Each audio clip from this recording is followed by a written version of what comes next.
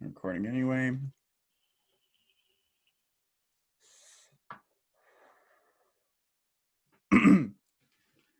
Welcome to the most.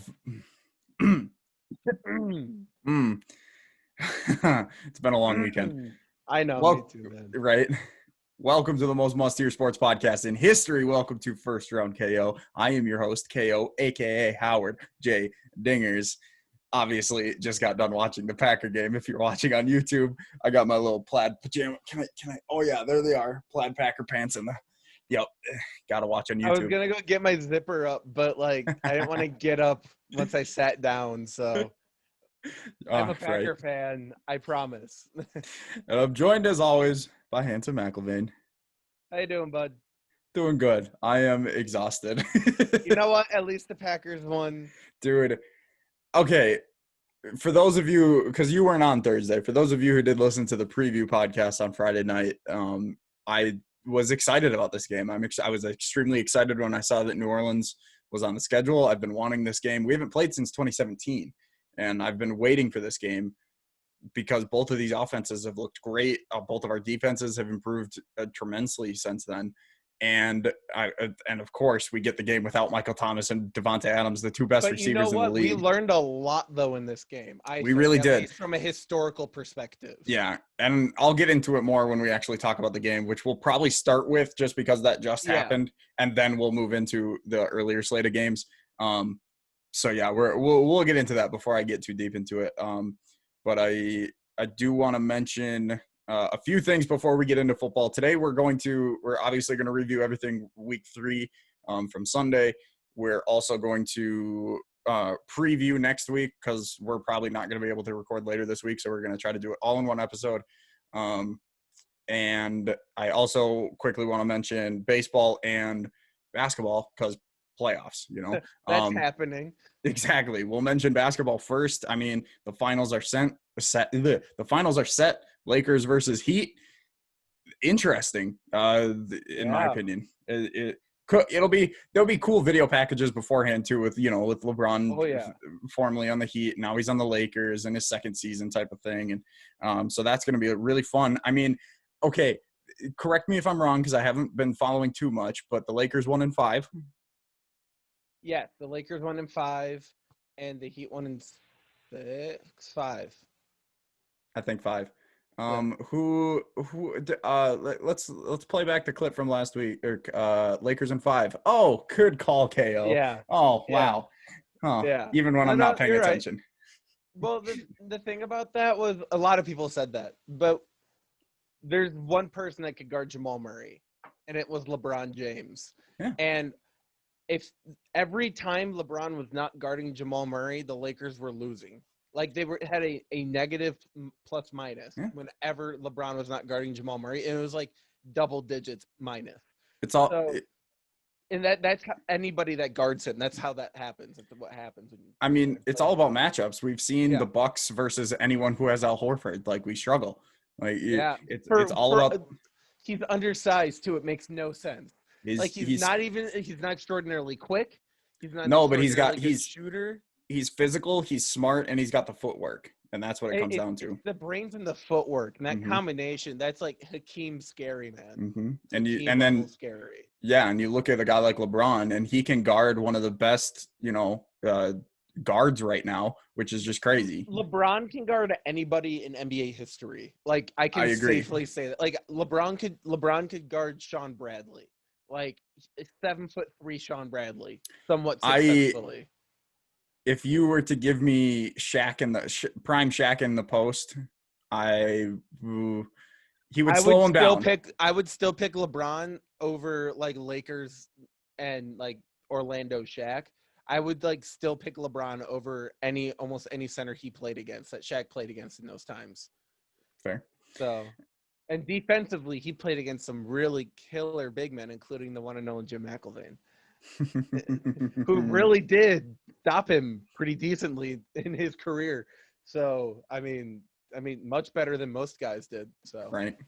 I'm looking at we were kind of talking about it before we started recording. The Heat probably were I think that I don't know, like the Bucks, if they would have got going, I think were the one team to beat the Lakers, but they never got going in the bubble. Yeah. And so now it does feel like the Heat were the team that have the best chance to beat the Lakers, but I still don't think Mhm. it's going to happen. I'm saying Lakers in 6.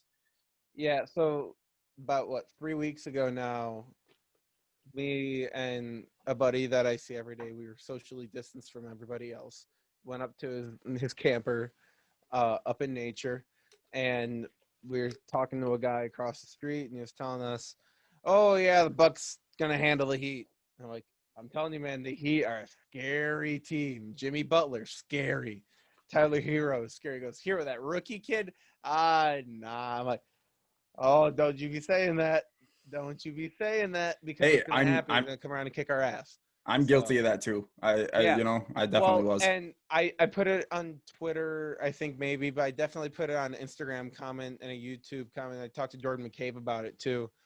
Um, there's there's no ceiling to Tyler Hero's game, which is really scary because Hmm. I've played against him in his younger 2 years in high school. I played against him as a freshman and sophomore, and that kid was at a freshman or sophomore played like he was a senior, and he had the balls of a senior, and the confidence level that he had at that age against the guys that he was playing against carries over and equivalent to where he is at right now in the NBA.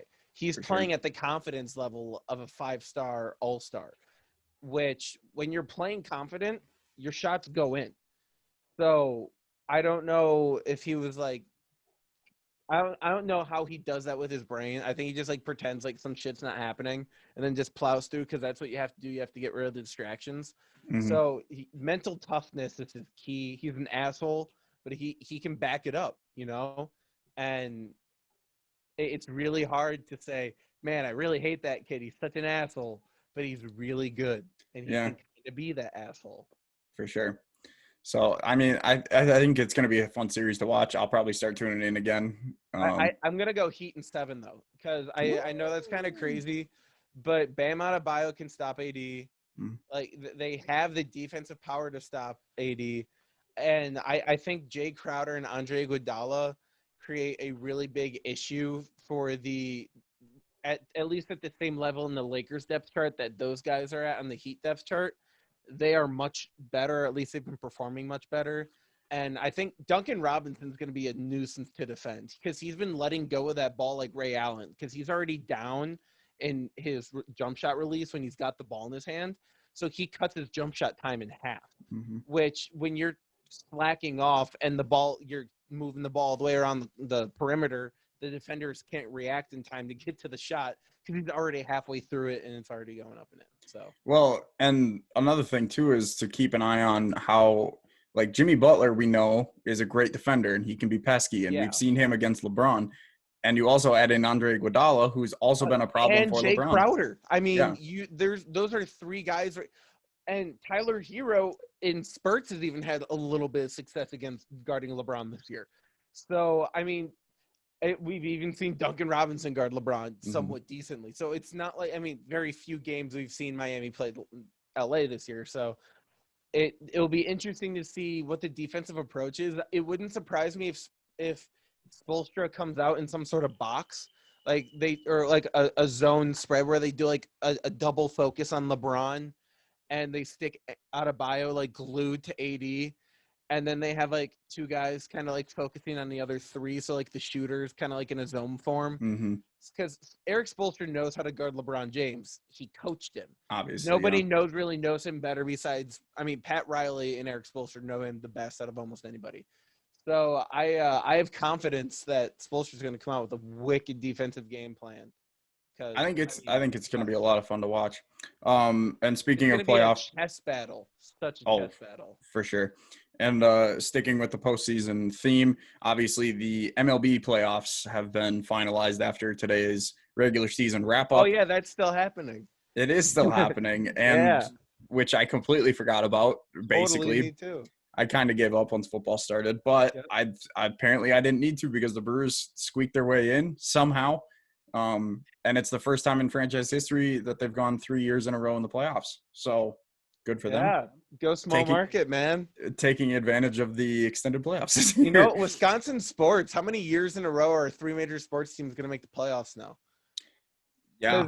I mean, unless we lose just about every game from here on out, it kind of looks like we're going to make the playoffs for the Packers this year too. So, I mean, I'm going to knock on wood for you, but knock on wood, but like that, I mean, we can come back to this in 10 weeks and you can kick my ass about it, but I'm pretty comfortable that we're going to make the playoffs with the way Aaron Rodgers is playing. right. Even if Brett Hundley had to play right now for us, I still think we'd make the playoffs with the way our defense is.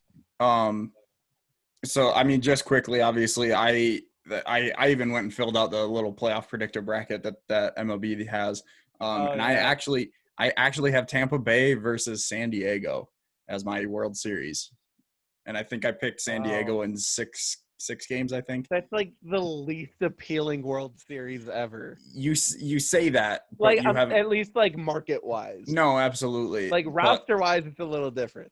But they have been, in my opinion, the two best teams, at least over the last 30 days and the last 2 months, like through the second half of the season. Tampa Bay and actually San Diego too, now I think about it, they both kind of put Moneyball type rosters together, like especially Tampa Bay. Well, I mean, San Diego dropped that huge contract on Manny Machado, but they have a lot of young. That's why I say kind of. Yeah. But they have a lot of young guys, and they made a lot of moves too. They really stacked up their pitching, especially their bullpen. Their bullpen's fucking crazy. So especially if they get Mike Clevinger back pretty quickly, I think the Padres are going to be great. Obviously, Tampa Bay, they've been playing good ball. Watch out for the Sox to maybe get hot again, but they've kind of been struggling. So. And you never know with the Yankees too, with their bats heat up, like. Yeah. That's horrifying for an opposing pitching staff. Yeah. So we'll probably briefly talk about that as that gets going too. But let's talk about football because we have a lot to talk about. Obviously, we're going to start in New Orleans as the Green Bay Packers took down the Saints 37-30. It was great. I mean, it was a great game. I'll let you go first before I kind of rant. Yeah. The couple things. Lazard should have gotten to the end zone. He's a little bitch for not making it all the way. That's 3 weeks now. I mean, that's 3 plays in 3 weeks that he has caught the ball and landed inside the 5. The speed I don't know, something was wrong with his footing or something. The speed was gone. It's all good. At least he caught it, Mm-hmm. Speaking of catching it, our nice young tight end got a couple of receptions, which were nice. Jeez. And one of them at least ended up being pretty important. They both didn't end up really amounting anything at the end of the drive, but good for him. He caught the ball and then ran, which is something he did the opposite of last week. Mm-hmm. Other than that, Lazard looks pretty solid. But I think what the Packers are starting to do a good job of is their weapons are starting to show what they're capable of, and that's forcing defenses to play them a little tougher, and that's forcing some penalties, and it's starting to distract away. Your defenses aren't necessarily running zones anymore on the Packers. They kind of have to start running man defenses because they can't afford to run a zone with the way Aaron Rodgers can throw a ball in between defenders, with the way these guys are running routes. Like Lazard might be one of the fastest wide receivers in the top 5 in the league right now on some of these long ball plays that he's got. Oh my goodness. Like, the one that he had where he fell right inside the 5-yard line once again. Mm-hmm. The afterburners just lit. But this really came down to Aaron Rodgers just a badass. Like, that's really and that's what's coming. That's what this season is. This is the Aaron Rodgers badass tour. Like, he's just going around and showing the league why he's the best there is. And he might be at the top of the quarterback list when all things are said and done.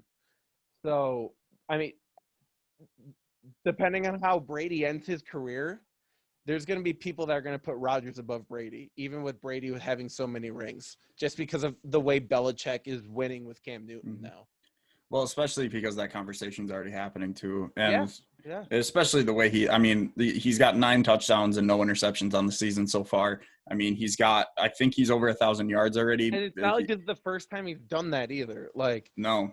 This is regular Aaron Rodgers at this point. Like, we almost expect it. If he throws an interception, we're all taken aback by it at this point. It's big. Yeah, I know. I think he had 2 last year, and I think one of them was tipped up. Shocked. Yeah, and one of them was like a mistake. And Hmm. were they both in the same game, or were they like back-to-back weeks or something like that? I They remember might they have were been. close in proximity because I remember it being You jarring. know, I think I'm thinking of 2 years ago. He might have had 3 or 4 last year, but I know that like 3 of them came in 2 games against what was San Diego and San Francisco, both where we Yeah. struggled in those games.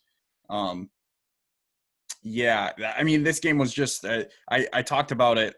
Like this was going to show the better team because it wasn't, can the Packers stop Michael Thomas and can the Saints stop um, Devontae Adams? It was who can make up for that, who's going to step up, and which team can overcome losing their top weapon. And it was obviously the Packers. The Packers, Yeah. and we saw the Saints struggle without Thomas last week too. And we see the Packers come in here. Alan Lazard stepped up as their number one guy. Thank God I got him on waivers this week and started him over Devontae. Holy shit. He had a good week for you. He had an amazing week. I definitely won in fantasy. So that's good. I'm feeling good about the belt again. But like we obviously saw the Saints struggle last week, and it continued into this week where they can't really get their offense going. And the people keep bringing up Drew Brees, and he's not throwing deep He and blah. looked a lot better this week, though. He did, but his deep balls don't look good. No. But like the commentators were kind of drilling into everyone's heads, he doesn't need to. When he dumps off, Alvin Kamara had like 140 yards after the catch. Like when you have that guy, you don't need to throw deep. And I'm probably repeating everything Chris Collinsworth said already, but he made a lot of good points. The way that Kamara just was getting around defenders, just walked right into the end zone, basically. Because the way he effortlessly runs too is like also kind of it's awful. I hate watching it from the other side, but yeah, he was so almost impossible to stop today for us. And I talk about people like Lazard stepping up, Jay Sternberger stepping up, Mercedes Lewis. My favorite stat. Aaron Rodgers in his career has 2 touchdown passes that have gone to a receiver that has been drafted in the first round. And both of those touchdowns are to Mercedes Lewis. Wow. That's it. That's just a testament to the Packers. That's a testament to Aaron Rodgers. That too. And that brings up the conversation of that's why we drafted Jordan Love. We don't necessarily need. So I mean, again, I'm all over the place on that. If you give any quarterback 5 years with Aaron Rodgers in a system like the Green Bay organization, oh my goodness. And what I was hinting at earlier, the historical significance of this game. This shows what Aaron Rodgers can do basically at the same age as Drew Brees, maybe a couple years younger, right? Like 2 years younger. Yeah, like he's a few years younger, maybe 3 if I had to guess. Regardless, basically at the same point in their career, their teams are basically at the same point right now. I mean, really, they are at the same point right now. They're both absolutely. Super Bowl contending teams. They have their number one receiver out. Defenses are pretty solid, and the only difference is the coaching. Yeah, exactly. Yeah. So it shows you that Aaron Rodgers is steps above Drew Brees. They're both historically Hall of Fame great quarterbacks. Mm-hmm. But Aaron Rodgers is like not like 1 or 2, like he's like 3 steps above Drew Brees on like the historical chain, especially after tonight. Like that was wild. And I talk about stepping up, and we look at the defensive side of the ball too. We didn't have Kenny Clark again in the middle, but Kingsley Keke, the guy we drafted, 2 sacks, baby. Did we draft him last year or this year? I don't know, but he had a strip sack, which they ended up recovering. But he also had another. Those were his first 2 sacks of the season, maybe career sacks, I think. Again, he might be a rookie this year. I'm struggling to remember when we drafted him, but his first 2 career sacks, he stepped up in the middle, and after Kamara had a really big first half, our linebackers, after Christian Kirksey went down with a shoulder injury, Ty Summers, who had never seen a snap in the NFL, comes in. He becomes the play caller, and he actually made some really good tackles. He made a couple tackles for loss, and another, I can't even remember the guy's name because he's an undrafted free agent who also stepped in. He was making plays. Oren Burks, who we drafted a few seasons ago, he was they were tackling Alvin Kamara in the fourth quarter, and they were making good plays throughout the second half. So it was really cool to see that defense step up. Zadarius Smith, obviously, he was slowed down a lot. Because the Saints watched their film, they knew to run at him, and he wasn't making an impact until he made an impact with the strip sack that got the ball back. And we obviously have to mention the Packers and Aaron Rodgers got lucky that there are no fans in New Orleans, Yep. because Aaron took advantage of the snap count there for sure. And So I'm gonna talk about that in a couple other games too, because there's some Mhm. other quarterbacks really using that to their advantage right now. For sure. But yeah, overall great win for the Packers. I felt confident in this game. I was excited for this game, and it's just so fun to watch. Like, Rough week for Louisiana sports. yeah, Really rough week for sports in the borough specifically. You're probably right. All right, you wanted to talk about, why can't I find this game? You wanted to talk about San Francisco and New York. I also kind of want to mention a couple things, but I'll let you have the floor. Yeah, well, I'll start with the Giants. Their best player is their kicker. Daniel Jones just can't pass. He look okay. Like, he looked so okay. Full confession: the noon games didn't watch. I watched a lot of highlights from the noon games. There's a couple Yeah. games I barely even saw anything, but this game I watched a lot of highlights. Wow, what's his name? Jones. Danny Dimes. Danny Dimes. What's his name? Danny Dimes. Danny Dimes. That's his name. That's his real name. He looked good. He made a few bad passes and he threw a couple interceptions, but like the designed runs were actually really effective. This offense in the first quarter, they were hanging with the San Francisco team. But what I learned from this game specifically is that, I mean, San Francisco is just a well-run team. It doesn't matter who's playing. Like, Nick Mullins was looking like Jimmy Garoppolo. Literally, that was right here, like in my notes. I'm like, literally any like quarterback that's competent, you could put in a 49ers jersey and they're going to win a game. And don't get me wrong, like, Nick Mullins he made a lot of good throws, actually. Yeah, actually, his arm slot is amazing. A lot of people don't realize, like, the reason why Russell Wilson can be successful at his height is because he throws the ball kind of up, but when he throws side, like, he can get it out. But normally his arm slot's up.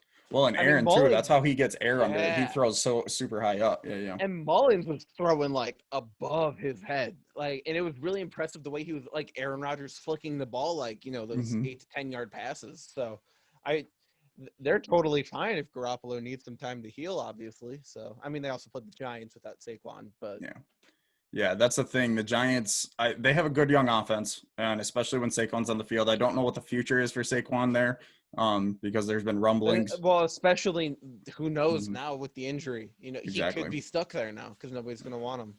We're done talking Packers. The bucket hat's coming off. It's really warm. But yeah, I mean, that was my main takeaway, was that, I mean, just the coaching staff in San Francisco is just ridiculous. Like, this defense is still going to be decent enough to keep them in games, even with all the injuries that they have. And Nick Mullins in this running game, especially when Mostert comes back, like, San Francisco is still going to compete. I don't know how long Garoppolo's out. I haven't looked at that yet. I haven't seen any reports. But this team's still going to compete. Doesn't matter, really, honestly. Like, I mean, I would still rather have Garoppolo than Mullins. Well, now I'm really curious to see what Garoppolo would look like in a different system, because I don't think Garoppolo would be much of a good quarterback. Well, that's the thing. The other system we've seen him in have success in was the Patriots. Yeah. So, like, he's had good coaching staff, so he's been blessed. Yeah, very structured coaching systems. Right. All right, Bears Falcons. I want to talk about this one for sure. Okay, so I have a note I want to throw in there really quick because I heard the commentator mention it. Go for it. All right, so the Falcons are literally the least lucky team in NFL history. 2 weeks in a row now, they've had a plus 95% chance of winning the game and lost. 99 last week in the fourth quarter and 98 this week in the fourth quarter. Yeah, so that and just to top it all off, fuck the Bears. And I'm so sorry for Eagles fans after watching Nick Foles come out and play complete badass, because Carson Wentz literally took a dookie on the field today, and if there were actually fans in Philly, he might not have walked off that field alive. I've been saying it for 3 years now, and I mean, this is the third year. The Bears have 21 good starters. Nick Foles might be their starting quarterback next week. Now they might have 22. Now they might have a good, like, the Bears, if Nick Foles is still starting, which he should be, obviously, after this game. Like, I hope not. I Well, hope yeah. not. And knowing the Bears will probably still start Mitch because he's their little lucky boy. But they should start Nick Foles. I mean, the fact that because again, this was one of the games I didn't really get to see anything from, but from my understanding, Nick Foles came in the third quarter. I don't know if it was Yep. right after halftime, but he came in and they won. I mean, they were down what, like 30-6 or something like that, or 26-6 probably, I guess. But yeah, I mean, he came in and threw 3 touchdowns. He still Yeah, had the so interception. Trubisky's first half was 13 for 22, 128, a touchdown and interception. Foles' second half was 16 for 29, 188 yards, 3 touchdowns and an interception. I'm no math whiz, but there's one that has higher numbers than the other, and I want that one. And it's not little Mitch. Mitch It's the kind of bitch. interesting because Trubisky's completion percentage is actually better if my math is correct. Yes, but if we're talking about a game manager, No, absolutely. I and mean, you and want that's where results. the extra 2 touchdowns come in, You want results. Like obviously, what Garoppolo threw like 7 passes in a playoff game last year. Yeah. You're not necessarily looking for stats. You're looking for results. And Nick Foles is a proven winner. He's a Super Bowl winner. Like, and this guy, I think in my opinion, he should have had the job. But now I think he's actually won the job. And I think the Bears are going to be a threat now. They're 3-0. I think they're going to be a threat in this division. Obviously, the Vikings and the Lions aren't. Well, the Lions I don't know what they are anymore, but I mean, the Vikings aren't going to be. They're a fucking nuisance. That's what the Lions are. Yeah, They're the exactly. parasite that's trying to get at everybody that's trying to make the playoffs. I mean, that's how they have been for a while now. Yeah, And yeah. as far as the Falcons go, like their offense is great, but their defense Gurley, and their you know what? He looks good. Yeah. Gurley looks really good. And so does Calvin Ridley, who was my other receiver. Yeah. Like Calvin Ridley looks really good. And listen, if you're Atlanta, you need to figure out this late game stuff like within the next week. Oh. Well, I guess they have 8 days, because if see someone with a crystal ball, that's what you need. If you're up in the fourth quarter against Aaron Rodgers after you just lost to Nick Foles and Dak Prescott, you're not going to win. I don't see a way that the Falcons can win after these last 2 weeks. Oh, like that Monday night game. I mean, it's going to be interesting. The Falcons need to figure something out. At this point, it's like clock management type of thing, and it's play calling, and it's fourth quarter like game control.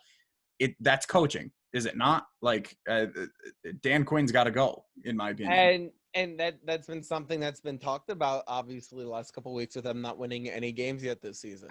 So I think Quinn's out probably if not by mid next week. He might be out by the week after if they're not winning. The Falcons are 26-29 since losing in the Super Bowl. Yeah, that's just not acceptable. No. With Matt Ryan as your quarterback, you have to have a winning record, especially now with Todd Gurley. Let me rephrase that. With Matt Ryan and Julio Jones on your roster, and now Calvin Ridley, and now Calvin Ridley. I mean, and Todd Gurley, you have no excuse to be sub 500. Now, I understand Todd Gurley is a recent pickup, and Calvin Ridley is also somewhat recent. I think this is Ridley's 3rd season. Never mind. Fuck what I say. I'm never right. That's what we got you for. Yeah.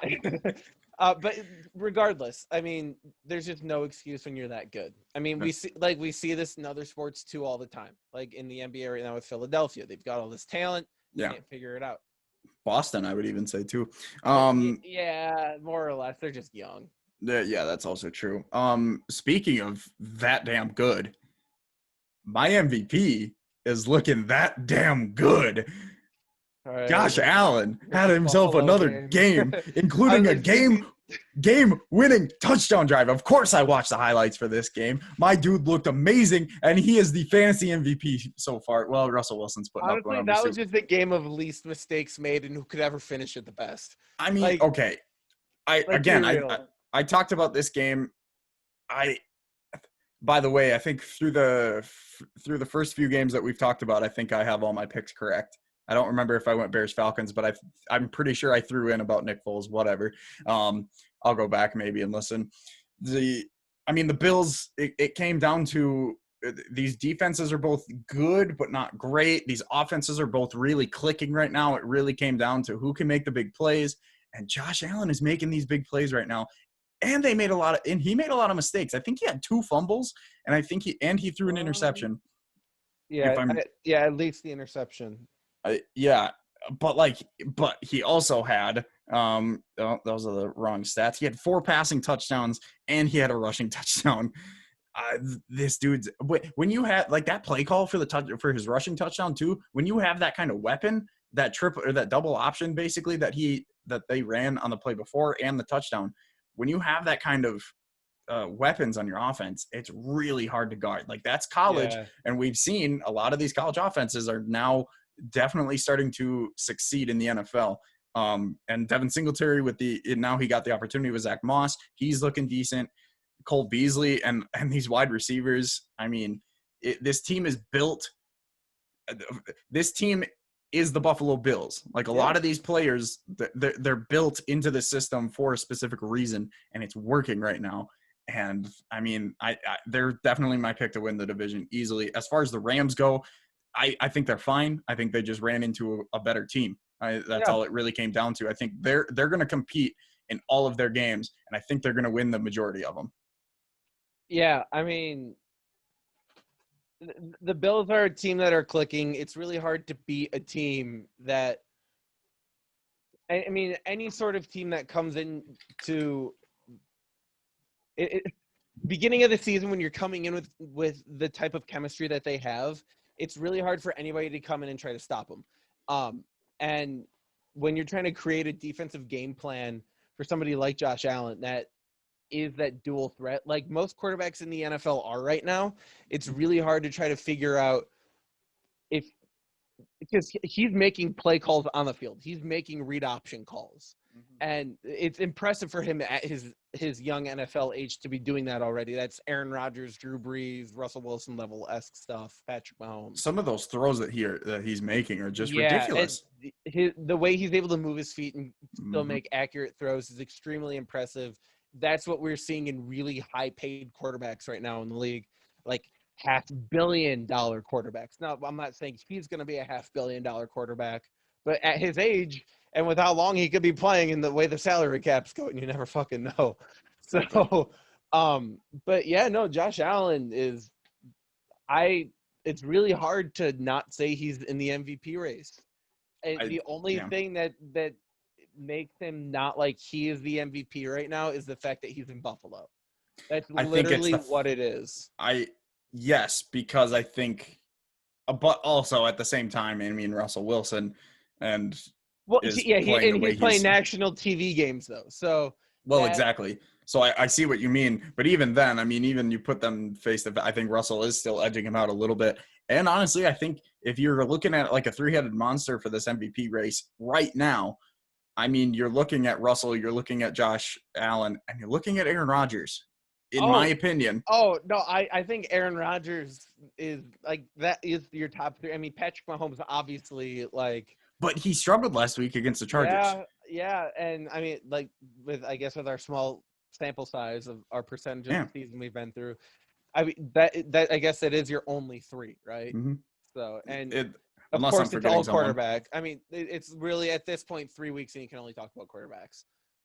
Well, I mean, the only running back I was willing to talk about did not play this week in Christian McCaffrey. So, and he probably won't for a couple. So, yeah. I'm just kind of looking at other teams to see if they. Yeah, no, I don't think so. Washington, the football team going to Cleveland.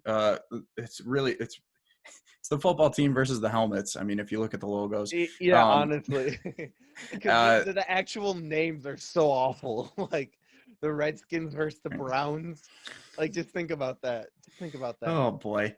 But the Browns pulled it out just because of their offensive weapons, 34-20. Yeah. But I do want to mention though, we got to talk about Dwayne Haskins turnovers. Okay, I've been thinking of a way to phrase this, but take away because we'll talk about the turnovers, but take away the turnovers for a second.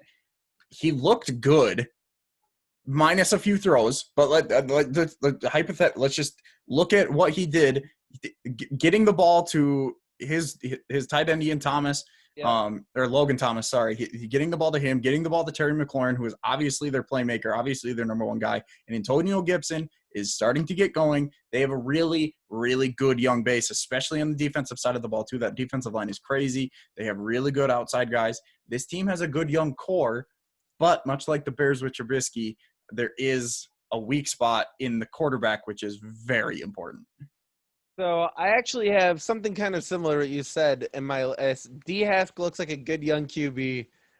5 overs too many. They should probably get rid of him. Yeah. But here's what I'm gonna say to that. I think every young quarterback's allowed to have a 5 turnover game. Fun fact: Daniel Jones has only had one career game where he hasn't had a turnover. Interesting.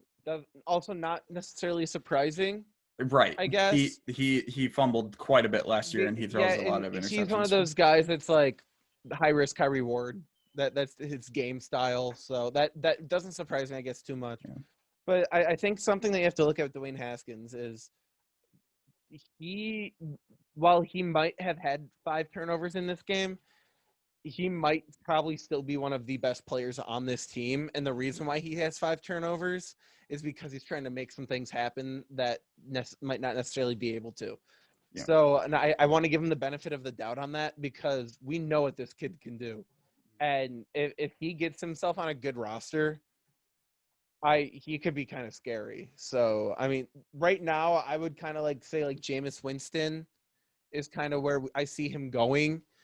High risk, high reward. Same thing with Daniel Jones, kind of in that same group. I mean, if you give him another top receiver like Jameis Winston had, I mean, if they have another weapon like that, maybe, we don't know.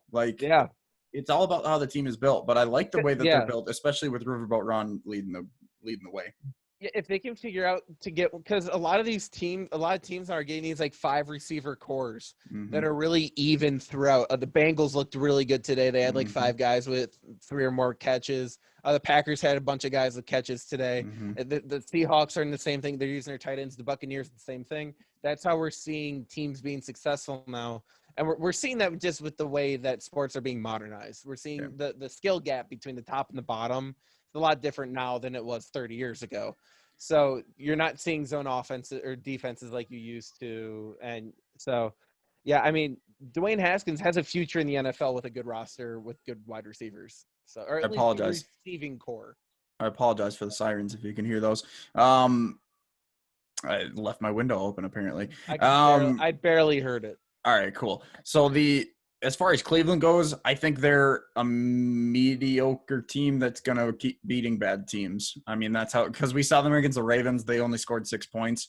And then they play Cincinnati and Washington. And, yeah, they're going to win because that offense is stacked. And Baker, when he plays well against, a not great defense, he's going to perform with those weapons. It's hard not to, especially that 2-headed monster at running back. Like, if the Browns get up on teams, it's really hard to come back. Okay, so hear me out. Now, they won't do it because they're the Browns. It would be way too predictable because they're good at losing. But would it be crazy at this point for the Browns to be like, fuck it, we're going to trade Baker, we're throwing a crappy quarterback, and we're going to tank this season, we're going to try to get Trevor? I don't think so. No, because because the way I look at Baker is that he has played well enough at this point that he still has trade value, but he isn't playing well enough to where you feel like you got to hold on to him. I think you're in that perfect medium right now, and if you're not careful, he falls out of that. I don't know if he's your quarterback, and if you're looking at maybe moving on from him, I think this might be the best time to do it unless you want to wait till the end of the season, and that might not be the move if you want to maybe get a quarterback in the draft.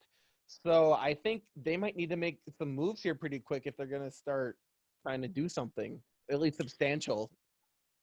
Right. This isn't their playoff year. No, not with the way that the other 2 teams in their division are playing. But their roster should be, based on their roster, they should be a playoff contender. Yeah.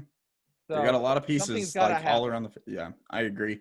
And let's not forget they also first-year head coach Kevin Stefanski too, so there's going to be a little bit of a waiting period for that. Yeah. Last thing, quick, I just remembered too. Washington. Let's not forget who's still on the roster. Alex Smith. He's trying to make a comeback.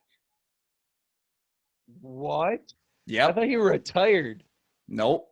I believe he's cleared for football activity, but I think they're waiting for contact. But I believe, unless I'm getting my facts wrong, but I'm pretty sure that he is rehabbing and trying to make a comeback. Interesting. You want to talk about a really strong pocket quarterback with an accurate, strong arm. With the weapons that they have. Yeah, they've got some pretty sticky hands out there. So with With a game manager like that could be interesting. All right, Titans, Vikings. Vikings are 0-3. So here's what I have for my notes on this one. Tannehill is a certified G. Derrick Henry is a fucking monster. Yeah. I mean, Derrick That's Henry's my game notes. I mean, if you look at average height between your starting quarterback, running back, and wide receiver, I think the Titans win. They look like a basketball team. Yeah. It's ridiculous. Tannehill's a tank. I mean, obviously Derrick Henry's a tank, and then They're AJ the Brown, Denver Nuggets of the NFL. AJ Brown didn't even play in this game. Yeah. The Titans are scary. They really are because they have a really solid defense, and they obviously have a really well put together offense, and they know their game plan and they execute it very well. And Gostkowski, he got rid of the jitters from week 1 being on a new team, and now he's 8 for 8 since his poor performance Monday night, week 1.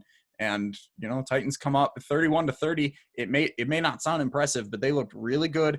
Justin Jefferson, we do have to mention Justin Jefferson from the Vikings, who had a really good breakout game. Rookie from LSU. I mean, a lot of people knew he was going to be good because of what he did with Burrow, but he's kind of stepping into that Stephon Diggs role where he's getting the deep balls while Adam Thielen is running, kind of down low and more shorter routes. So I don't know. I don't know if the Vikings are going to be able to put anything together. They lost Kevin Stefanski as their offensive coordinator. So I don't know if they're still trying to get things together, but that defense just doesn't look good. Yeah, I mean, if they lose next week, they're done. Like their season's scrapped. I mean, they would basically have to win out the rest of the season, minus like a game or two. They play Houston next week. I mean, especially if they lose next week. If they lose to Houston, they need to trade Kirk or cut him. They need to do something. They need to start tanking. I'll say, is there even a market for Kirk Cousins? Because there's not really much. There's not a market for quarterbacks. But you know what I mentioned last week? There's a quarterback in free agency that has a similar skill set to Kirk Cousins. You're gonna talk this into. You're gonna talk this into existence. And as a Packer fan, I don't want it to happen. But the circumstances just seem so perfect. You know what I mean? If they sign him after week 8, I'm fine. Yeah, yeah, because they won't be in the playoff. Yeah, no, I agree. Yeah, because then we don't have to see him. After we see him the second time, yeah. Yeah. Really smart move too, scheduling, getting those games done early. I like that. Yeah, although we play Chicago late, that might be for the division. I think the odds of Colin Kaepernick being on an NFL team are actually higher that he's on the Vikings than being in the NFL at all. I mean, yeah. I mean, like you mentioned, there's not really a market for quarterbacks. Minus, I wouldn't even say the Giants because they're probably just going to ride it out and tank. You look at Washington, maybe I could maybe see it, but probably not. They're riding out Dwayne Haskins for this season, at least. You got to give him the chance. He's a young, talented quarterback still. And barring any serious injury, I mean, I don't see another team that needs a quarterback unless I don't even.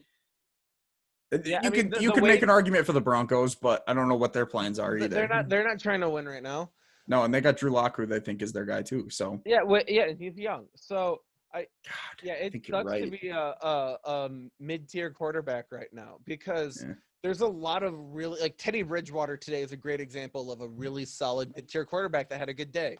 And that's what fucks up the market is guys will have bounce like up and down weeks, and it's really hard to gauge what they're worth. So Mm. yeah, that's how you Um, really tell the difference between good and great quarterbacks.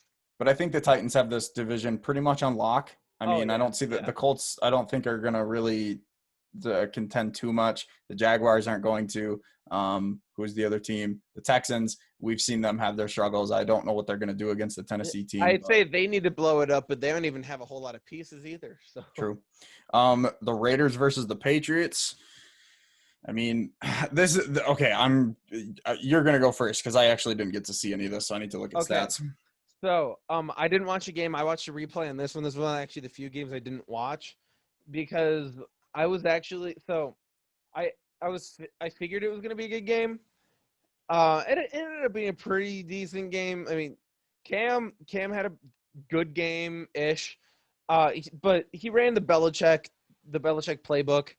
Um, and I think Bill Belichick is really showing, if he didn't already with all the rings that he has, Mm-hmm. why he's the best coach of all time. And I think we can say that comfortably now, because what he has done is tailored the Tom Brady offense to Cam Newton, who honestly, I would argue has very similar throwing capabilities, uh, with abnormally better leg speed. So, um, it's really interesting watching the chemistry between Cam Newton, and Edelman grow as the Mm-hmm. games play. Like you watch that chemistry grow during the games. That's really cool. You don't see that a whole lot because of how late Cam got into the system with no preseason. Mm-hmm. So from a fan's perspective, when you understand stuff like that, that makes the game a lot more entertaining. But Derek Carr is a good quarterback, and I Yeah. think people might be forgetting that. I mean, this is their first loss on the season too. So I mean, obviously, don't let losing to Bill Belichick make a Raiders fan feel down, because Derek Carr is still a bad man, and that's a Raiders team that's going to be a major nuisance and probably going to end up slipping into a wild card spot, if not getting a divisional spot, maybe. Well, and you look at, Josh Jacobs had a fumble. Derek Carr had two Yep. fumbles. You you take away those turnovers because one of them was an immediate touchdown. You Yep. take away those, and Derek Carr made good decisions throwing the ball. Like he is a good, like you mentioned, he's a good quarterback, and I think And we've that's the known this. part that you can't teach either, is Exact, decision making. That's like almost yeah, impossible to teach. yeah, and the fact that he threw 32 passes and no interceptions while you're down like that against a really good defensive team, like I've like you said, I think he's really impressive. I think he's coming back up to what we thought he was after a couple disappointing seasons after the huge leg injury in the playoff. So Yeah. it is good to see that. Like you said, the Patriots, I mean, it kind of seems like they relied on their defense. This is kind of what we saw from the Patriots last year. Because, I mean, Cam Newton didn't put up great numbers either, only 162 in the air and only 27 on the ground, but that's enough, I mean, especially that. like, What are you expecting from Cam Newton in this offense right now against the Raiders? I mean, I the mean, more Raiders. rushing yards. I I don't. If I'm right now, if I'm Bill Belichick, I don't want Brady to get hurt, or Brady. I don't want Cam Newton to get hurt. So I knew I had to do it at least once this Of course, season. yeah. Because if Cam Newton gets, I guess you have a backup quarterback that Jared Stidham.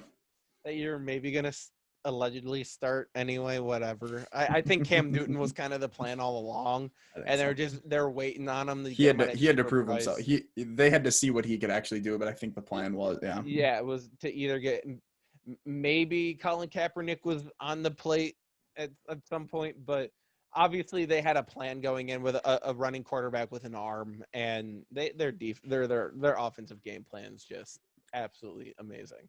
I'll probably still check out the highlights because honestly, from at least looking at the box score, it feels to me like the Raiders had a shot, but they kind of Oh gave it. yeah, It feels like they gave it definitely, away. Yeah, definitely, yeah, definitely. It's what you said earlier. Those turnovers. exactly. That was kind of the theme of this week, was teams were turning the ball over and giving up points, and that every week there seems to be a recurring theme in each game, and that was the big one this week. Sorry, one sec. One of my buddies is trying to call me. Um, let's talk about, oh man, the first tie of 2020. Oh man, I predicted Joe Burrow's first win, and I think this is the third week in a row that I've done that. Oh, I'm so upset. 23-23. I only caught the tail end of this game, but from what it sounds like, I mean, Carson Wentz still doesn't look good. The offense still doesn't look No, he's great. god awful. But Fucking I mean, awful. again, from what I hear, and I'm looking at the stats, 31 for 44, 2 touchdowns, no interceptions. They just got pressure on the quarterback, and Joe Burrow's still looking good. He's looking real good. Oh, if I'm a Cincinnati fan right now, I don't care about the tie. That was a win. Like, honestly, like that's a And, win for them. a lot of people were saying that last week too. Like, Joe Burrow looks good. Joe Burrow is winning right now. Like that's and he knows it. Mm-hmm. So, I something that I noticed that they did a really good job with is Auden Tate, who's like their third or fourth wide receiver on their depth chart, drew Correct. like 4 or 5 flags, like which was absolutely. I don't know why he's drawing so much attention, but there's no way that the Bengals stay in that game if Tate isn't drawing attention like that. So I don't know what he was doing, but I if he know can Tate. keep, Tate is he's a historically physical receiver, so that probably. yeah. So if he can keep that up, man, that's gonna be such a good decoy. Because if you can get AJ Green going, just yeah, game over. Just looking at this box score again, this is one of them that I missed, but it's unfortunate that Philly. It looks like Philly's defensive line really dominated this game. Like I said, 8 sacks on Burrow, and they held Mixon on 17 carries to 49 rushing yards. Yeah, They good really thing Burrow's a rookie; he can take that many sacks. Yeah, and so like they really dominated, and while on the other side, Miles Sanders almost had 100 yards, and Carson Wentz had 65 himself on the ground. But Carson Wentz, as a quarterback, he got outperformed by this rookie. He only had a touchdown, and he had the 2 interceptions. 40 or 20, 29 of 47. Like, good God, man. I don't know if I'm going to watch the highlights because of Burrow, but like, holy crap. They need to figure something out. And didn't they lose Dallas Goedert in this game too? I didn't hear I what think his injury so. was. I think he He went was down at at some least out point. for the rest of the game. I don't know what the Yeah. injury was either. I saw that he a was out. I got a question for you. Yeah. So I mentioned a little bit ago about quarterback value. What do you think Joe Burrow's like trade value would be right now? Oh my good Like God. You'd have to because trade. like I think, what do you think he would be worth? Because like you talk about like potential. You talk about like the last 3 weeks. Like I don't think a quarterback has ever gained value so much in 3 weeks in not winning a game. it's unprecedented to think about this, but like honestly, I think it would be something along the lines of a top tier player along with a first and a third or a first and a second pick. Like honestly, you have to give up a Yeah. lot to get this guy if you wanted to. Obviously, that's not going to happen. Oh Um, no, yeah. but Yeah. like I think it would have to be something like that. It would have to be like a top 10 defender. It would have to be a top 5 receiver. It would have to be something along those Yeah. lines, just to do that. But The only reason I ask is because I think depending on how this season ends, we did see a lot of quarterback movement this summer, but I think we're going to see more next year because there's a lot of teams that aren't meshing right now. mhm. So I I want our listeners to be just a little bit aware of what's going to happen because these systems aren't necessarily built around specific quarterbacks. The system comes first. These quarterbacks aren't good enough to be doing that. So because they're not Aaron Rodgers, they're not Joe Burrow. They're building an offense around him. So keep an eye on that going forward here. We're going to see how many different moves are being even this season, how many different quarterbacks that started week 1 that aren't Mhm. going to be starting, come the end of the season because they're just not fitting. How many new quarterbacks do we have on teams this year? Oh, good God, so Like many. almost 9 or 10 probably. Probably something along those If lines. if not that, if not more, like it was wild. It's more than we're Crazy. used to, I think. Oh yeah, definitely, which made it fun, you Hmm, know. absolutely. So And yeah, especially when you take into effect like a guy like Big Ben who's coming back yeah, after off a season-long injury, stuff like that too. yeah. I mean, this is probably the strongest quarterback showing we've seen in the NFL in a long time. I mean, at least as a collective. we were just saying there's not really a quarterback market right now. So No. let's talk about the Steelers beating the Texans 28-21. I was surprised this game was as close as it was. I was too. It looked like Watson was just balling out of his mind, honestly, from the highlights that I saw. Like he got to Will Fuller as much as he needed to. But, Pittsburgh, obviously just the better team in general right now. Their defense is better because their defense, I still think, is the best in the league right now. It's hard to really find a different one because there's not a lot of great defenses right now. So I definitely think Pittsburgh's up there. And their offense just looks, reinvigorated with Big Ben too. Like they look great. And the Texans, they look like they need a number one wide receiver because they don't have one. And man, I don't even know. After their offense isn't. David Johnson didn't show up again this week. It's just Watson needs some help, and it really is starting to feel like what I said preseason. It's Bill O'Brien and this team might be wasting Deshaun Watson. It's not McCarthy. They are. No, they are. They are. It feels like what McCarthy was doing with the later years of Rodgers. Yeah. So what I think what the Texans are trying to do here, at least, so I'm looking at this from a front office roster building perspective. I think what they're trying to do is take Randall Cobb and Will Fuller and take two number 2 receivers. Randall Cobb's probably a 3 at this point in his career, and kind of push them together and you're our one receiver. And it's not going well because they're only getting 8 passes. They both only got 4. They got 4 pass completions the whole game. I don't have the amount of targets in front of me, but I'm sure it's not many more than that. Those guys don't drop a whole lot of balls, and Deshaun Watson doesn't miss. So, or at least not very often. I have 4 targets for Cobb, 5 targets for Fuller, 4 for Stills. Yeah. So, Stills dropped 1, Fuller dropped 1, Cobb didn't drop any.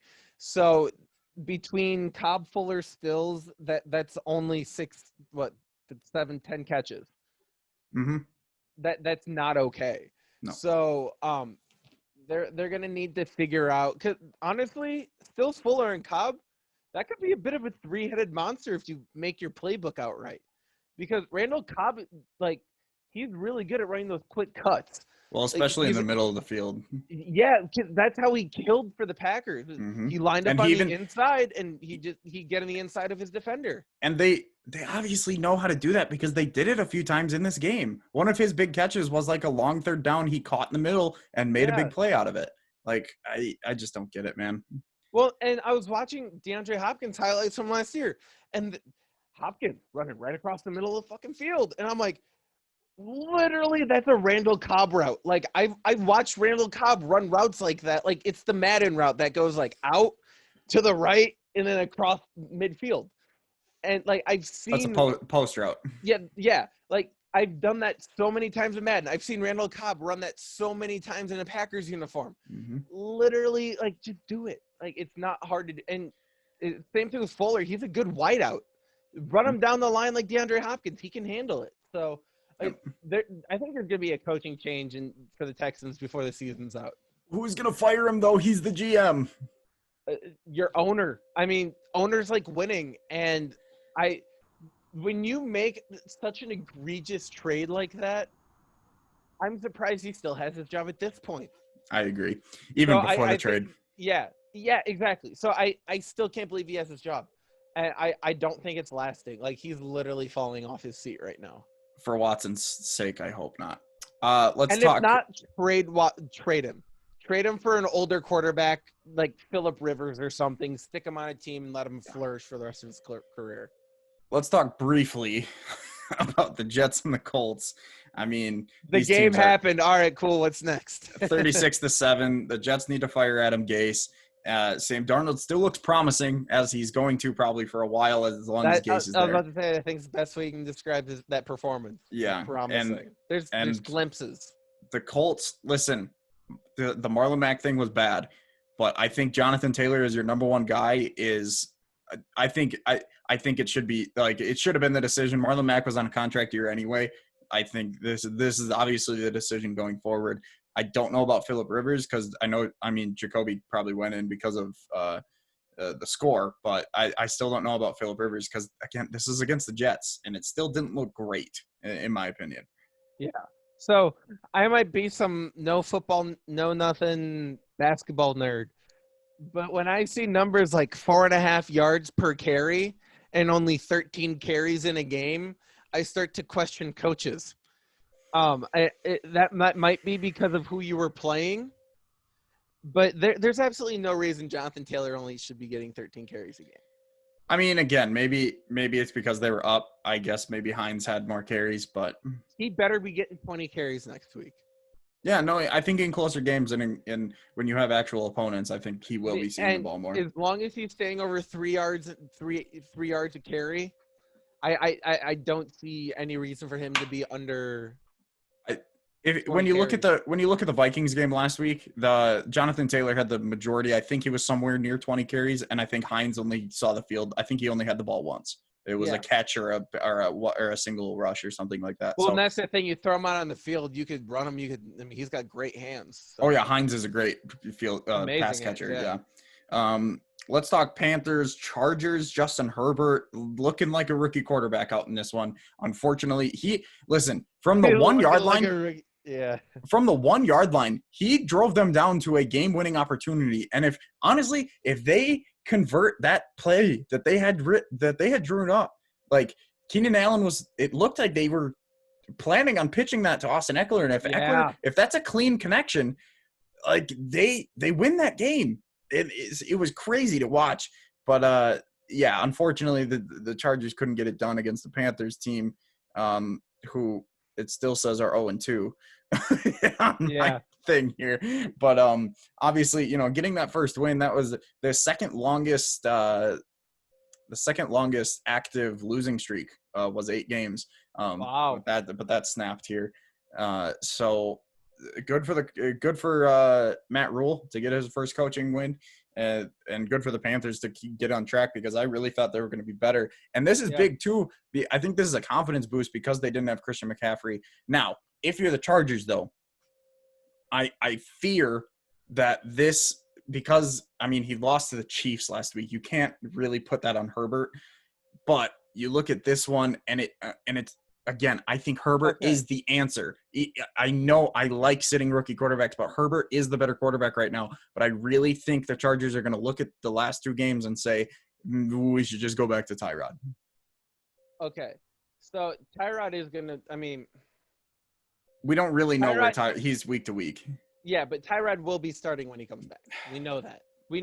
He will be. They're going to let him. And I was hoping my prediction for this game was Herbert leads them to a win and he wins the starting job. But here's the thing. You know what?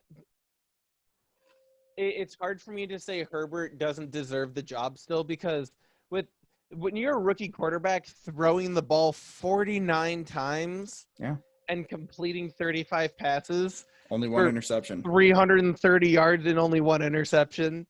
And almost leading your team to that almost a 99-yard drive to win the game. What history will realize a lot better than what we realize now is Teddy Bridgewater is a very good quarterback. Yeah. Teddy Bridgewater is a very good quarterback, and we saw that. He was so efficient today. Yeah. 22 for 28. Yeah. Per usual, as he was last year in New Orleans. So, I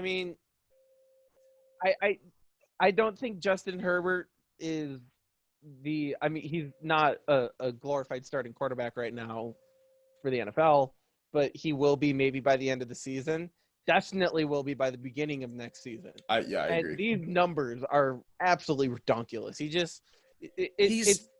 needs to learn. I think you just give him more field time, because at this point, what are you losing? You're not going to make the playoffs this year, most likely. Mm-hmm. Hopefully you will. You might, but probably not. Yeah. You're kind of on the fence. You're kind of in the Detroit Lions camp of, I'm going to be a pain in the ass everybody I see all season. Well, you're kind of in the Cleveland sense too, where there's 2 other teams in your division who are clearly playoff contenders. So, yeah, and you'd really have to push in to get that other wild card spot. So, and that'd be difficult. And I don't really know if they'd even be able to do it anymore after losing who they've lost to already. So. Speaking of the Lions, a late win over the Arizona Cardinals, 26-23. The big takeaway for me, it seemed that they had a game plan to slow down Kyler Murray in the running game, and they got to him. They got to him. They pressured the quarterback a lot. It seemed that they had a game plan and they stuck to it, and their personnel executed. That's what it feels like to me. Yeah, I think when you handle Kyler Murray, and I think something important. So I watched this game too because I'm stupid and I didn't think it was actually going to be a good game. I honestly thought the Cardinals were going to blow them out. Yeah. But I was very impressed with the way the Lions were able to intimidate Kyler Murray. I think that's the best way to describe it, because the approach that they took was they kind of like, instead of having a zone backfield trying to guard receivers, they did like this zone, like kind of they had a guy on each side, and then they had a guy waiting up the middle for him. They were ready on all corners for him, and they were putting so much pressure on him that he wasn't able to throw the ball well. So then the zone they were running downfield, and also, I mean, they were running a zone man the whole game, downfield, interception after interception, because what ends up happening, you're putting so much pressure on him, he can't focus. It's like the whole crowd yelling at the end of the game when you're trying to make a free throw. He just couldn't stay in the zone. And second-year quarterback, he puts the team on his back. That's the way he plays. But you have arguably one of the best receivers of all time and one of the best receivers in the game right now. I don't see any excuses for losing this game.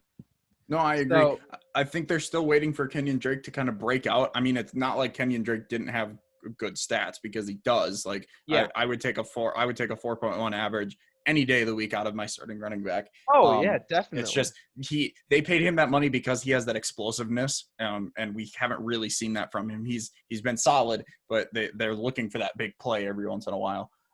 So they just haven't got that out of it. Meanwhile, the Lions, the offense obviously looked better with Kenny Golladay. We know what a number one receiver means to a team. Look at this team versus the Texans. Obviously, Hopkins makes that difference on both sides. So getting Kenny Golladay back, even if this was only his first game, it was obviously big for them. And Hopkinson the offense played well too. He got some catches. So yeah, Hockenson, he got some yardage. So you talked about game plan. I think just game management in general. Matt Stafford has been one of those guys that's just been super, super consistent when it comes to game management. And when it comes to the late game, it shows the age difference between Kyler Murray and Matt Stafford. Yeah. Look at how it ended. So, the Buccaneers against the Broncos. Tom Brady's still a good quarterback. At least we know that much. You know, we know that he can play outside of a Belichick system and be somewhat successful. And Gronk can still catch a ball. I'm being optimistic here. Who have they beaten? The Panthers and the Broncos. I don't want to give them all. But there were bright spots though. There are things that looked good there because there's new pieces that they're integrating and they're doing good things with. Like for example, Fournette had that 2-yard punch. That they kind of lacked that 2-3 yard punch type of running back on the roster. Fournette filled that spot for him. That's a goal line guy now. So that's one more weapon that they have that they didn't before. I can't believe Gronkowski. Gronkowski had 6 catches. And they were good catches too. But it's because that Denver doesn't know how to handle a large tight end. Which and they've been getting railed by them. Which is weird because they see one every day in practice. Yeah, you would think that they'd be able to, but there's probably no contact, so I don't know what it's like to hit a big tight end because they never hit Gronkowski. He was always on the ground by the time they touched him.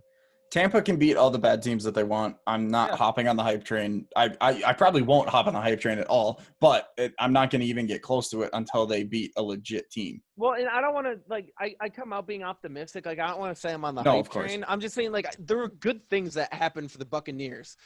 Even if the Broncos are the worst team in the NFL right now, arguably the worst team in the NFL, probably the worst team in the NFL, right? Yeah. I mean, the Jets. Okay. I forgot they were an NFL team at all.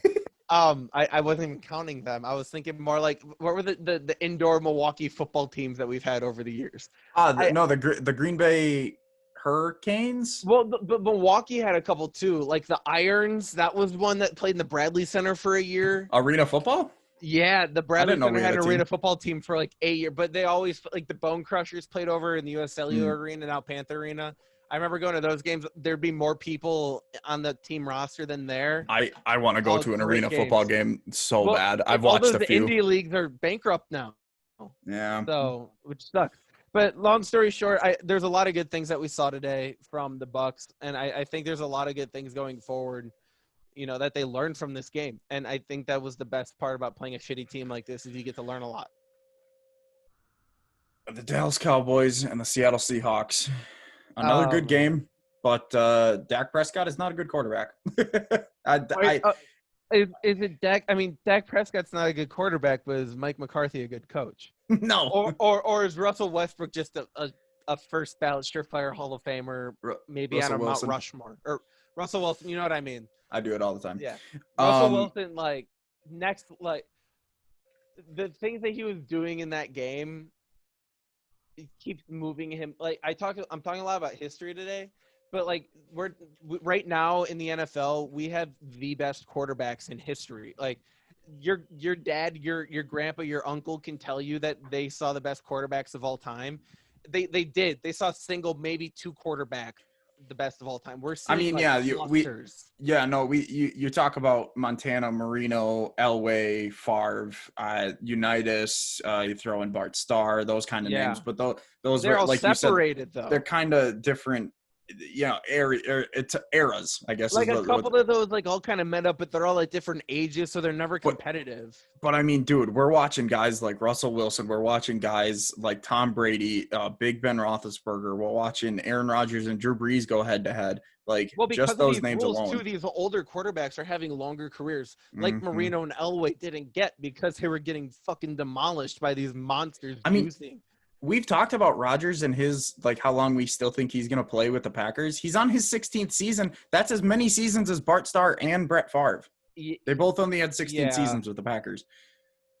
but they're all. But Aaron Rodgers also benefits from those quarterback rules. That's when They're literally designed, arguably for him. No, I agree. Like literally, like some of those were designed with him in mind. That's also true because of the But so collarbone. yeah, no, what we've learned is Seahawks are a really good team. Russell Wilson, okay, they're a solid team. Russell Wilson knows how to use his weapons that he does have. They are a great offense, and I will Yeah. use the word great. Their Okay. defense is Good okay. enough to be able to hold on with what their offense can perform with. Yes, because we saw the Falcons put up big points against them. I don't remember who they played last week, and maybe that was oh no, the Falcons. Who did they play last? Who did the Seahawks play last week? No, I can't remember. But we saw the Cowboys put up it, and again, these are all good offenses. Who am I? Show me the schedule, please. Who did they Well, I play? think this is gonna be like remember the Oh, the Packers. Patriots. Yeah, that's So right. That's right. these are all good offenses that they're playing, but again, the defense doesn't really show me anything that for hope. Like, they're giving up a lot of yards. I think a lot of teams are going to put up at least 20 points against this team, but Russell's putting up 38 a week. Like, it's crazy. This is the second best offense in the league right now, Yeah. because of Russell Wilson. And but on the Dallas side, like we mentioned, Dak, I don't think he's good, but he's not great, and that's that's what it comes down to. He can be good and he can lead your team. He can help your team win, but he's not really the guy that's going to lead your team to the win. And you look at, like you said, Mike McCarthy. He's not the right coach. He's not a great coach. He's a decent coach at best, and their defense is suspect, especially because of the injuries. Like for me, I look at Dak Prescott and I feel bad because he's good enough to have a starting job in the NFL. I think that can be agreed upon. Yeah. Whether that's a winning team or not, that can be up to the listener to decide. I don't think so, but I feel bad because the way he's playing right now and with the system that McCarthy is putting in front of him, he's not getting really an opportunity to win because of what Mike McCarthy has, and it sucks because he's going in. This is his prove it year, and he's not really being able to prove much besides the fact that he's really good at handing the ball off to Zeke, So I feel bad because the line isn't performing like they thought it was, right? Yeah. And I mean, Zeke is covering way more ground than we were expecting him to because we thought that Dak was going to play better. Mm-hmm. So, if you're a front office executive right now for the Cowboys, I don't know what you do. I mean, there's no market for Dak. You can't get rid of him. You're not getting rid of Ezekiel Elliott. I mean, you have CeeDee Lamb, who like might be one of the best wide receivers in the next couple of years. So, Wild prediction. I think Dak at his first opportunity, if and when I think he's going to walk, I think he's going to leave. I think he's going to be a cult. so actually, funny that you say that. I was thinking the same thing. I was thinking maybe a Brown too. I think that might also be an option that would be somewhat Yeah. realistic, especially with the way they run their offense. Because Dak, his range is about 30 yards, and Yeah. and once he can go past that, but it's one of those like he's probably gonna only make maybe 2/3 on the money on a long ball, which at the amount he should be getting paid or will be getting paid because how fucked up the quarterback market is with inflation right now. He should be making those passes every time.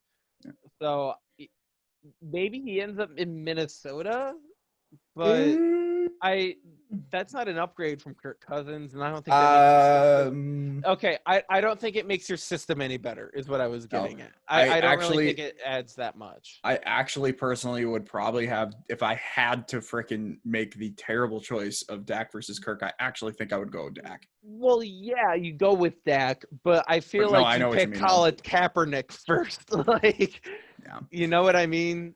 Yeah. So, Before we get into week 4, do you want to talk about the Thursday night game since you weren't here for that one? oh, I yeah, really quick.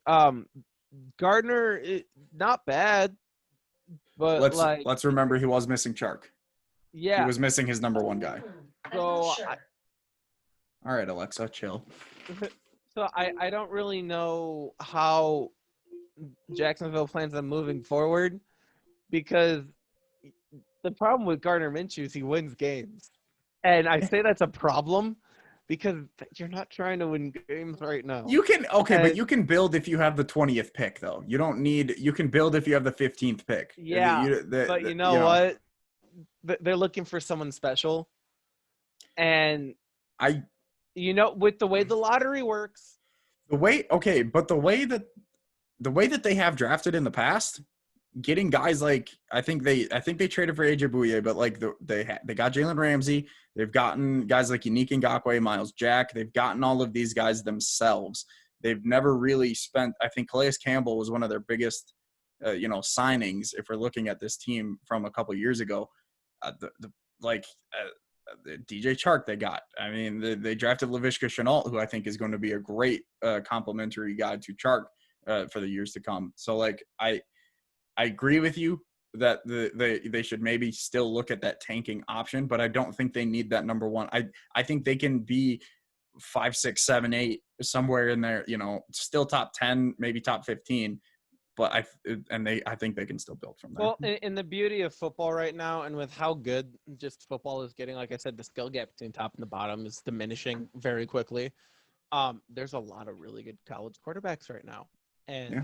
so happens there's a lot of them that are going to be entering the draft, and maybe actually didn't get that many TV hours either. Yeah. So, but regardless, there's quarterbacks that are going to be out there that aren't Trevor Lawrence.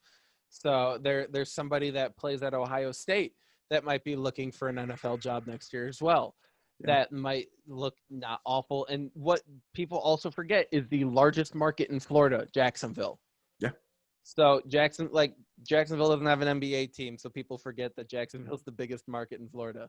Yeah. So actually in all of the South, East, maybe even beats out some Texas cities too. They're huge. So Jacksonville has money too. Ownership has money.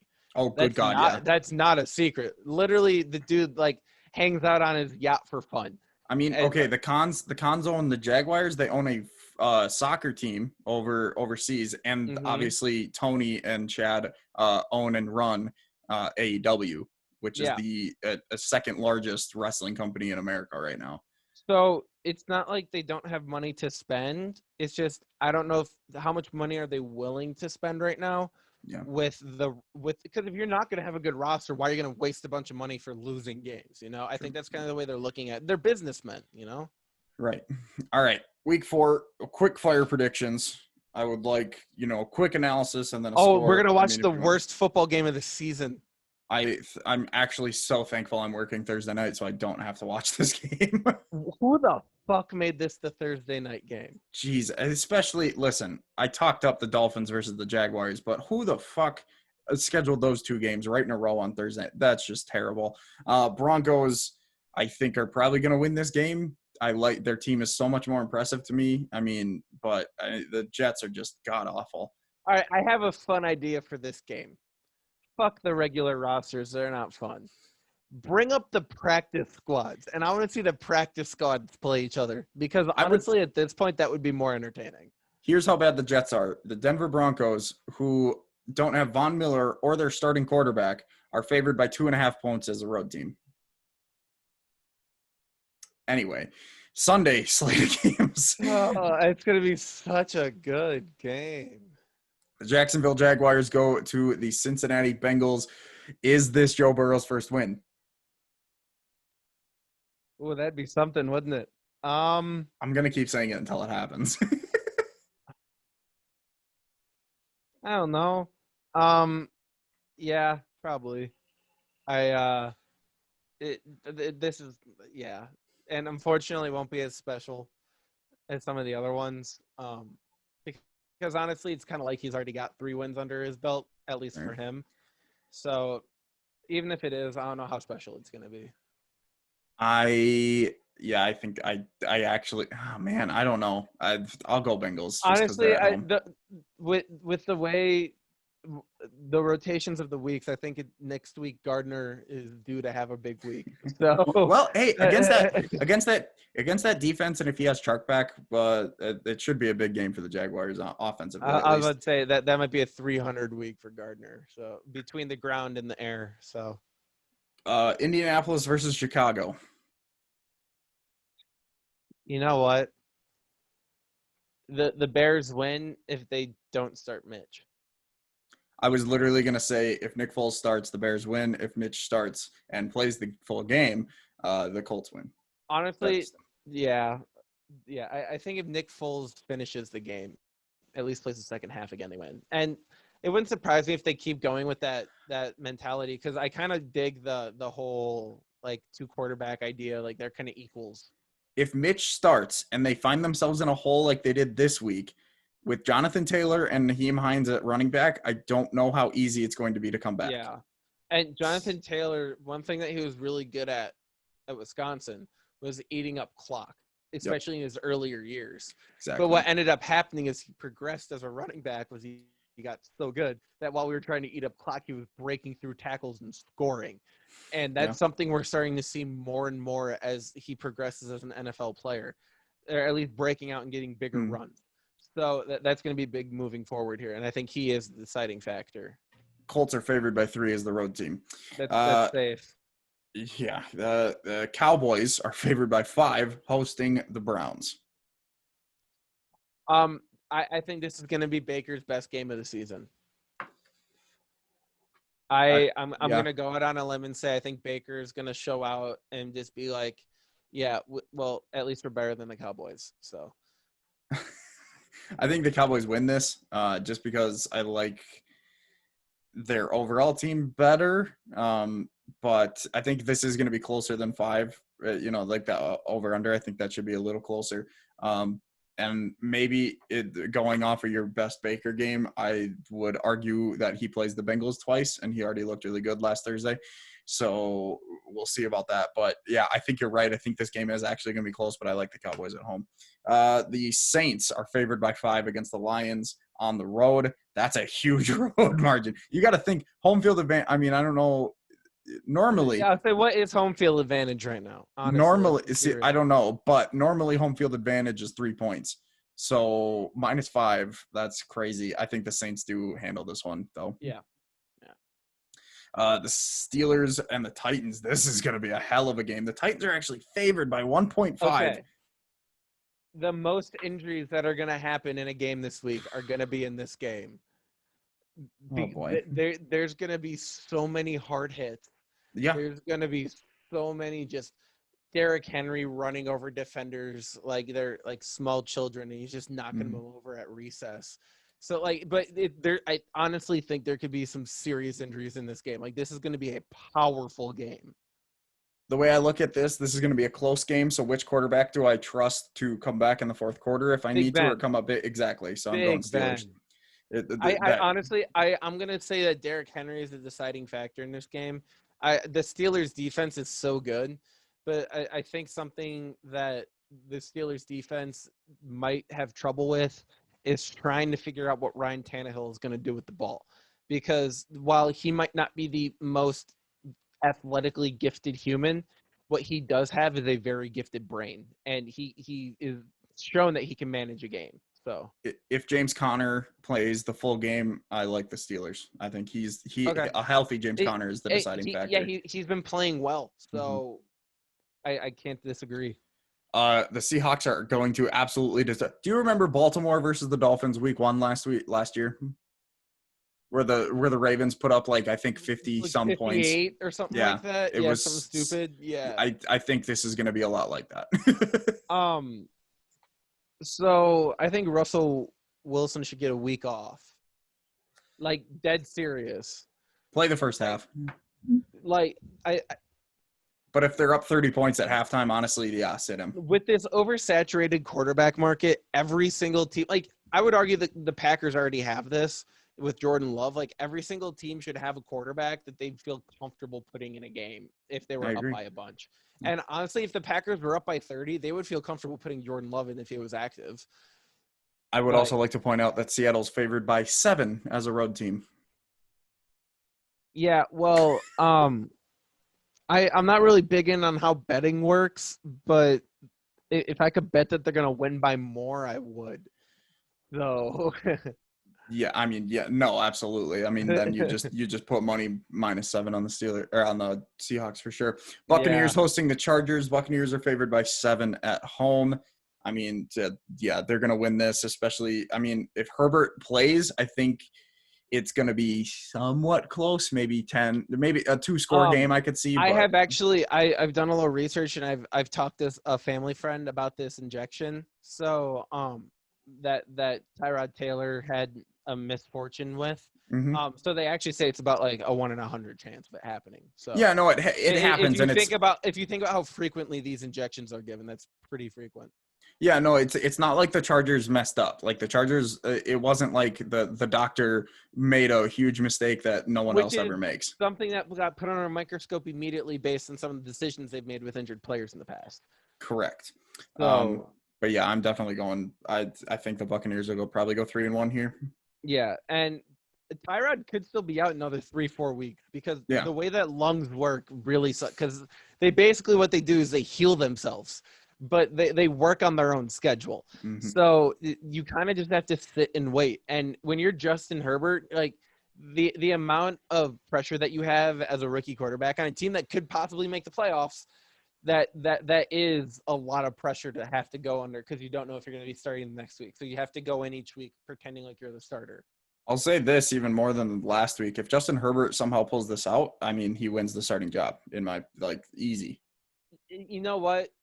Just as a coach, I still think you give Tyrod Taylor his first start back. God, no! If he beats if he goes and beats Tom Brady, he's got to have the starting job. I mean, Tyrod barely beat the Bengals. Okay, so I'm gonna look at this like the way that you look at the Buccaneers. I honestly don't know how impressed I am with the Buccaneers right now, and not. So how much does a win against Tom Brady really mean right now? Significantly less than that. What's that face for? I just looked at the next odds. Oh, long story short, I think Tyrod Taylor should get his job back just because of just based on how I think it should work, but I understand why Herbert should keep it. We talk about big margins as a road team. The Ravens are favored by 13 and a half. I was about to say, are you talking about the Ravens and Washington game? 13 and a half as a road team against Washington. Once again, I think I take Baltimore on that one. But what if D Haas comes out and has a wild game? He's not going to, not against the Ravens defense, but which I actually should have remembered when I talked about the best defense in the league there, because I think them and Pittsburgh have the two best defenses in the league. Yeah.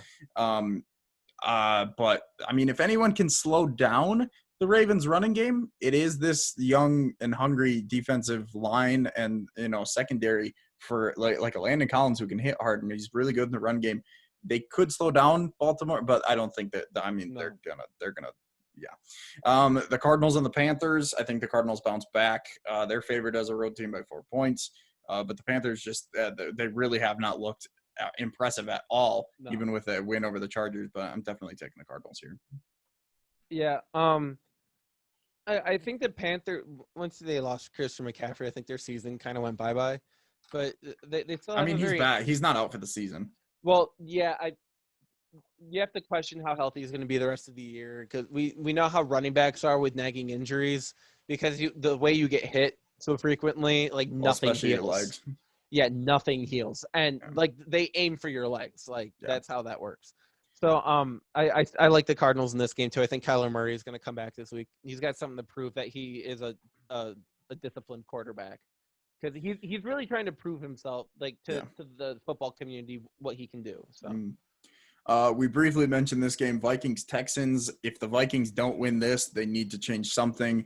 I actually that might be in 1 week. You might see a coach, a quarterback, and a quarterback change. Like if you could see it in 1 week. If you would have told me that the Vikings and the Texans would be meeting each other both 0-3, I don't think I would have believed it. Oh man, I don't know who to even pick here. The Texans looked impressive, but the Vikings also looked impressive in a loss. I think I'm gonna Vikings. I disagree, my friend. I think the way I look at NFL teams is, if you can't figure out which team is gonna win, you pick the team with the better quarterback. And fair enough. And Dalvin Cook, I don't care. And the receiving core I like better. I don't care. You got to get the ball to the guy catching it. And Alexa, flip a coin. Flipping. It's tails. All right, I am going with the road team and the Vikings. I'm sticking with it. All right, well, you're going to hate that digital coin you just flipped. It's not like that game matters. No. Giants-Rams. Rams are favored by 11.5. I will take that. Which is saying something, because the Rams have looked impressive. They're 2-1. Their only loss is to Buffalo. Yeah, well, and that's a Buffalo team that is not playing like a team from Buffalo, New York. So I like the Rams to run away with this one. I don't know if 11. I don't know if it's going to be 11.5. They're going to beat them pretty handily, and it might be one of those close games that feel a lot more distant. But I think that the Giants and D Jones are just going to kind of hang out. Let's remember that Kyle Shanahan with Nick Mullins at quarterback just handily beat these Giants. I think Jared Goff with Sean McVay in that offense are going to handily beat these Giants. We'll see. Okay, wait, where's the game being played? Where is it? It's in LA. It's at the new stadium. Okay, good. Good thing it's not in the Meadowlands. Thursday night. Is that? Please tell me that's in the Meadowlands. On what is arguably the worst field in football. Yeah, yes, the worst field in football. The worst football game on the worst field. That's going to be so great. Patriots-Chiefs. I expect the Chiefs to win that. Cam Newton would have to outthrow Patrick Mahomes. I was about to say, what ends up happening here if the Patriots end up winning this game? Because if there's any team that's not in that top tier of teams that's going to beat the Chiefs, it's going to be the Patriots. I mean, it could happen. I don't think it's a guaranteed. Kansas City is favored by 7 at home. It's not guaranteed, but I just trust both sides of the ball way more than for Kansas City. So, I think Patrick Mahomes hasn't played well enough to his own standards.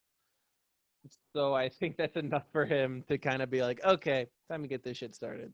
I think it is going to be close because Bill Belichick knows how to coach against Mahomes. We've seen it in the past. Does he? Yeah. But yeah, I still expect that talent to outshine that. The Bills and the Raiders, I think the Bills are definitely winning this. They're favored by 2.5 as the road team. Yeah.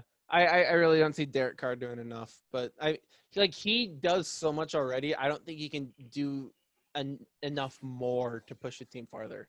I think Josh Allen in this offense against that defense is going to put up a lot of points. Yeah. I love my fantasy quarterback. And the Eagles and 49ers, Sunday night. No. So I have a I have a challenge for both the Eagles and the 49ers. They both should start quarterbacks we've never heard of before and see who wins. Because you know what's going to happen? The 49ers are going to win by 40. Because the 49ers are going to destroy – the 49ers are going to destroy in this game no matter who they play at quarterback. Because Carson Wentz is playing like shit. That's not a great start. But, like, the Eagles just aren't playing like a team. They're not cohesive. No. They're out of control. There's no patience on offense. Carson doesn't know how to run a game. Mm-hmm. I mean, man, are they missing Nick Foles right now? I'm surprised that the 49ers are only favored by 6, honestly. The only reason they're favored only by 6 is because they don't have the regular starting quarterback. And the game I'm obviously looking forward to the most, Falcons visiting the Packers on Monday Night Football. Packers are favored 6.5, and I think I'm in easy lock. I think the Packers are going to. I think Aaron Rodgers. I mean, I think they have the most points. I think accumulative through the first 3 weeks. I think the Seahawks just squeezed them out. We'll still see what Monday night brings, but I mean, they had 37 points again this week. It's the most points through 3 games in Packers history. I mean, they're gonna absolutely shred this Falcons defense. Yeah. I'm more worried. So watching the Packers defense today, it's getting more and more evident the holes that they're trying to fill that Blake Martinez filled single-handedly. But I like the way that the guys stepped up, though. I do too. I really do too. And here's the other thing. My takeaway from the game and moving into this Atlanta game, we couldn't stop the run. But yeah. I think we can slow down Gurley enough and we can build up enough lead where we're going to struggle against Julio and Calvin Ridley, but I'm not as worried because I think Jair. But you know where I'm going with this, because my thing is I'm really worried about Todd Gurley because what's going to end up happening I'm worried that either the receiving core or Gurley is going to catch fire. And the problem that the Packers have is they're really good at stopping one and somewhat containing the other, and it's never both at the same time. But you have to look at what the potential game script is. If the Falcons go down 21-0 in the first quarter, or even in the first 16, 17 minutes, they're going to have to throw the ball, and Todd Gurley isn't going to have a chance to get going. Yeah, that's going to be our biggest advantage because surprisingly, our backfield's been looking pretty good. I mean, surprisingly. I wasn't expecting it to be that good this year because, there's youth.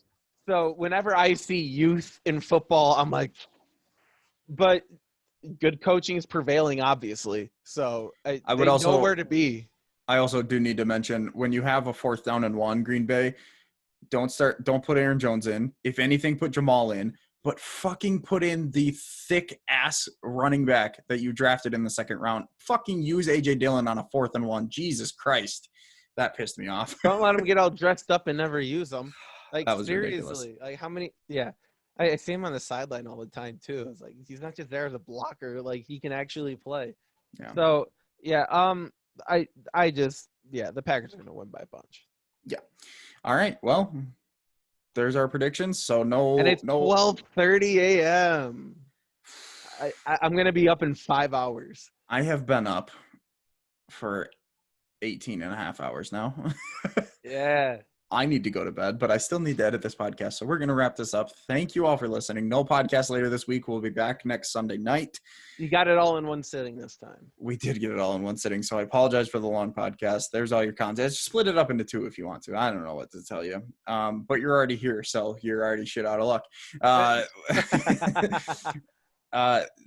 Follow the podcast on Twitter at FRKO Podcast. I'm at Howard J. Dingers. Hanson is at Hanson McIlvain. Links are in the description below. Leave us a 5-star review. Subscribe to us on iTunes, Spotify, or wherever else you get your podcast from. That includes apps like GoodPod and apps like Amazon Music. We're literally all over the place.